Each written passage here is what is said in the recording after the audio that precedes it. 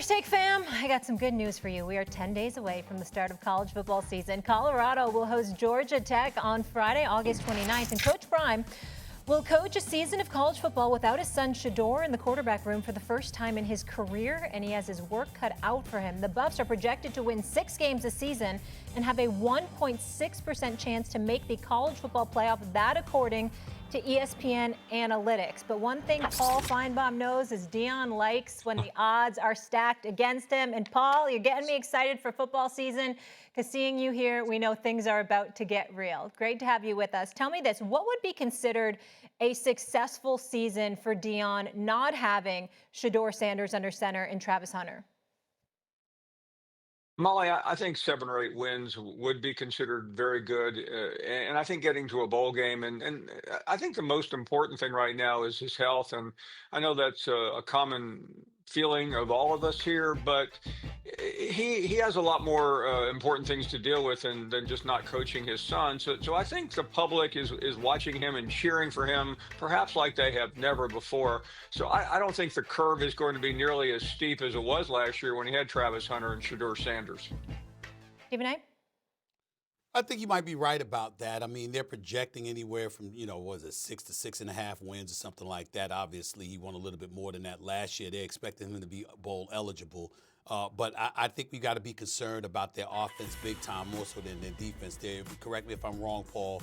You'd know better than me, but their secondary is expected to be just as good. Travis Hunter's greatness disguised and glossed over a lot of good parts within their secondary, and their defense is expected to be right where it was last year at the very least. It's not expected to be a drop-off, but offensively, especially using the portal with so many transfers, the offensive line is expected to be compromised to some degree.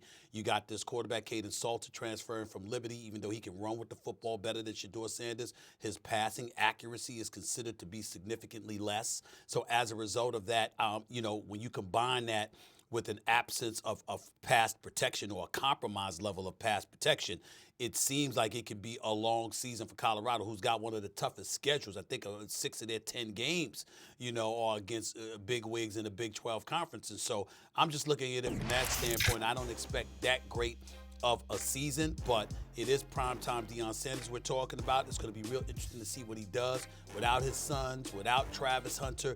This is where he gets an opportunity to really, really show the world it wasn't just about coaching his sons. This man can coach football. Let's see what he does. Paul?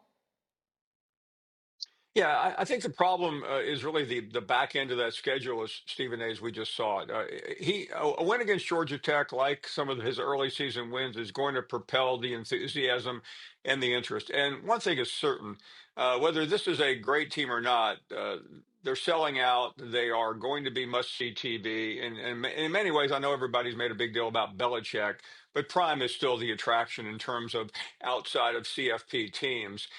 So I think that Georgia Tech win on that Friday night would be critical to get that win.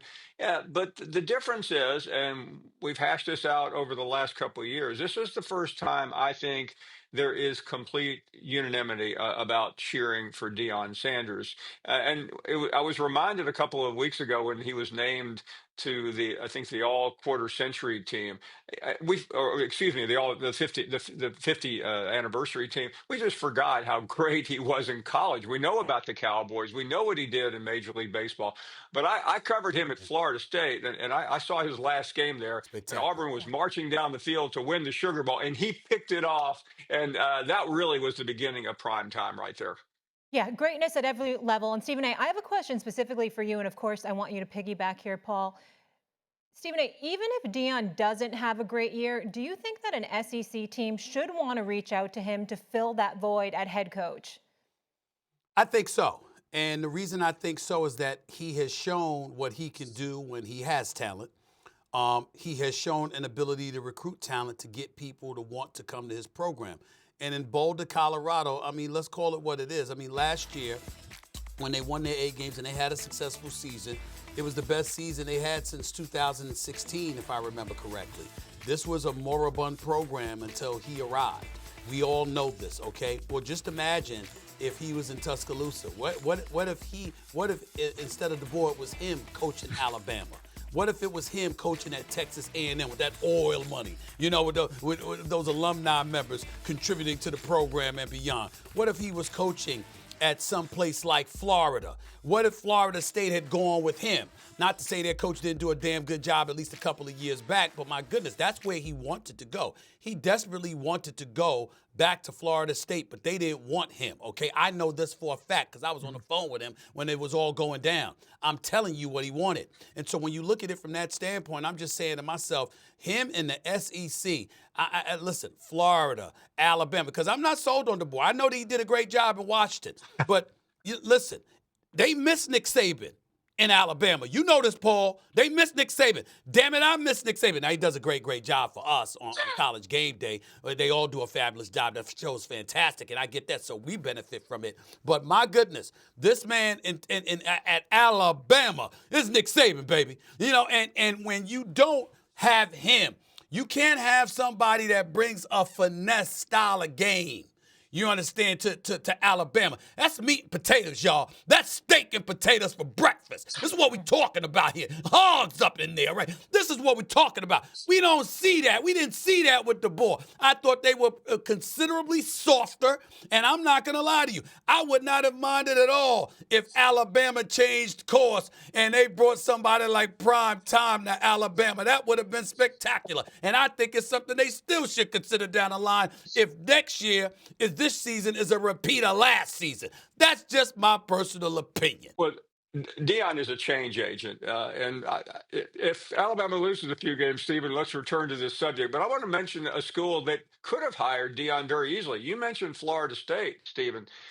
He interviewed for Arkansas about 5 or 6 years ago. Arkansas, they hired somebody else, Sam Pittman. He's been on the hot seat now for 3 years. I realize that's not the glitz and glamour of Alabama, but there are a lot of schools that passed on Deion Sanders, and deep down, I bet they and their fan base regret. As far as Alabama, Alabama is a fluid team, Stephen A. They're expected to be great, but if DeBoer doesn't win this year, I don't have any doubt conversations like this are going to continue. Paul, I don't have the time to watch as much college football as you do, but I watch Alabama. You know how I am. And I'm telling you right now, I was not pleased with DeBoer last year. I was not pleased at all, okay? And they look softer. I mean, the Rough Riders that I'm accustomed to seeing at Alabama under Nick Saban, I didn't see them last year. And I'm telling you right now, I better not see that this year, all right? It better be better. You don't defer to anybody. Hell with Georgia. Hell with all of them. You're Alabama. Stand up and handle your business. Otherwise, there should be considered a team. I'm not saying that DeBoer can't coach. We know he could coach. We know what he did at Washington. We know what he's done wherever he's been. But Alabama, listen, you following Nick Saban. That's a different standard. That's a different responsibility. You can either live up to it or you can bounce. It's that simple. Let me keep it rolling here, guys, because Stephen A., I don't know if you heard, but Paul was also not pleased. And Paul, I promise I'm not wearing these colors on purpose. Go blue. Michigan has been in the news for the NCAA's punishment regarding the sign-stealing saga during their 2023 championship season. College football fans have been livid. Paul, you put the Wolverines and their fans on blast regarding those sign-stealing penalties. Let's listen to this. What bugs me here, John, is the hypocrisy of the Michigan fan base. I mean, they are easily among the most despicable group of overzealot fans I've ever dealt with. And the fact that they tried to act like they have a legitimate national championship, they don't. It won't. The banners won't come down. The trophies will remain. But everybody knows they cheated like bandits. Everybody knows that this thing stinks to high heaven. Everybody knows Jim Harbaugh was a total fraud in everything he said. But it won't matter because he got away with it. And the most important thing he did, he won. Paul, I cannot think of anyone better to ask this question to. Stephen A., was Paul too harsh? No, he was not. When you're talking about the fans, maybe you were a little bit too harsh towards them because, they're not the ones committing the acts themselves that Jim Harbaugh and some members of his staff have been found guilty of. And so they're just rooting for their team. They're not paying attention to all of these things. They want to win. And so, Michigan obviously battling Ohio State, looking to overcome the odds and finally capture a national championship. They were able to pull that off. There's no crime in them being concerned about that and not paying attention to all the minutiae that comes with it. I could understand that. So I think that you might have been a bit too harsh to the fan base.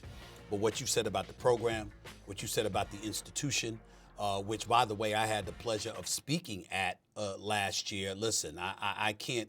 I enjoyed it. I enjoyed being on that campus. But I got to tell you, in light of these findings, this is not a good day for Michigan. And Jim Harbaugh is coaching in the National Football League now. But he looks like a guy that ran to the National Football League as opposed to a guy that coasted there because he wasn't going to have a job in NCAA football because essentially he's been banned until 2038. Let's go over these penalties. A base fine of $50,000 to the institution, 10% of the football program's budget, 10% of the cost of scholarships for the upcoming 25-26 season, loss of all postseason revenue for the 2025 and 2026 seasons. These combined penalties could exceed in excess of $20 to $30 million. Michigan received 4 years of probation, recruiting restrictions including a 25% cut in official visits and a 14-week recruiting communications ban. Jim Harbaugh himself was given a 10-year show cause order, which begins after his current 4-year show cause penalty ends in August 2028, effectively barring him from the NCAA until 2038. And oh, by the way, Connor Stallions, who was doing the sparring, received an 8-year show cause penalty. Denard Robinson, a former assistant director, he got a 3-year show cause penalty. Sharon Moore, the coach, who was an assistant during the violations, he received a 2-year show cause order and a 3-game suspension, 2 games for the upcoming 2025 season, self-imposed, by the way, and 1 game at the start of the 2026 season. I mean, damn, that's guilt for you. That shows that it wasn't just, it was Harbaugh, it was his program. There were a lot of culprits involved, and clearly, what are we talking about here? Sign stealing and all of this stuff? I mean, my God, this is the kind of stuff that happened that clearly gave them a competitive advantage. There is no way to slice it. I would love to sit here and come to the defense of the program and say Paul Finebaum is off his rocker. He is wrong. It's excessive, but it's not true. Paul Finebaum is right on the money with what he said, not about the fans, but about what was going on at that program from 2021 to 2023, so far as we know, and it does render the wins by Michigan illegitimate, which means that championship banner shouldn't be hanging up there. They shouldn't be recognized as national champions. We shouldn't even talk about them in that light. And I'm a fan of Jim Harbaugh, the coach. I think he can coach his butt off. But this really, really, really looks bad. And even though he's walking on an NFL sideline, in a lot of people's eyes, he's going to be looked at as a cheater right now because of what the NCAA has said. Paul, and I don't, he has to speak about it. He has to come to his own defense about it. It doesn't look good. Jim Harbaugh, Kirby Smart a cheater. He called Nick Saban a cheater. He went after a bunch of schools in the South. And now look at him. And think about this. This is 2025. If you turn the clock back 25 years when the NCAA had some teeth and was a respected organization as opposed to a laughing stock, there is a reasonably good chance, considering they had already been in the window, that this program would have been shut down. I'm talking death penalty. It's only happened one time to SMU in the 80s. I think they are this close. And what does Harbaugh do? He hightails it out of town and makes $15 or $20 million a year. Good for him. He got out of there, but the show cause doesn't matter because he's not ever coming back to college football. That's interesting. Pot calling the kettle black there. They're 14th in the AP preseason poll, Michigan, right now. Paul, appreciate you. And we love Harsh on First Take, so we're just excited we have you back with us every week again. We'll talk to you soon. You want this, you got that. No way.